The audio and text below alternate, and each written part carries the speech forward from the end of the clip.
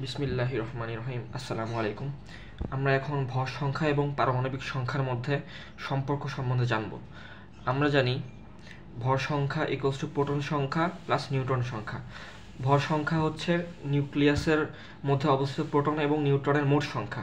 অতএব এখান থেকে লেখা যায় A equals to Z plus N. এখানে এ হচ্ছে ভর সংখ্যা, জেড হচ্ছে পারমাণবিক সংখ্যা বা প্রোটন সংখ্যা এবং এন হচ্ছে নিউট্রন সংখ্যা। এখানে ভর সংখ্যা এ একটি পরমাণুর কেন্দ্রে প্রোটন এবং নিউট্রনের মোট সংখ্যার যোগফল, আমরা আগে জেনেছি। আর পারমাণবিক সংখ্যা বা প্রোটন সংখ্যা জেড হচ্ছে পরমাণুর কেন্দ্রে থাকা প্রোটনের সংখ্যা এবং নিউট্রন সংখ্যা হচ্ছে পরমাণুর কেন্দ্রে থাকা নিউট্রনের সংখ্যা। আবারও বলে দেই, পরমাণুর নিউক্লিয়াসে অবস্থিত প্রোটন এবং নিউট্রনের মোট সংখ্যার যোগফল হচ্ছে ভর সংখ্যা। ওকে, তো এই সূত্র অনুসারে আমরা কার্বনের জন্য দেখি এখানে পারমাণবিক সংখ্যা 6, যেহেতু প্রোটন সংখ্যা 6। ভর সংখ্যা এ, এটা আবার পজিশন থেকে জানতে পারি, এ ইকুয়ালস টু 12। ভর সংখ্যা এখানে 12। অতএব নিউটনের সংখ্যা 12 - 6, যেহেতু A equals to Z plus N সমান সমান 6।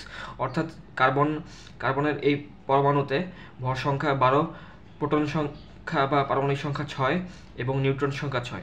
ধন্যবাদ। আসসালামু আলাইকুম।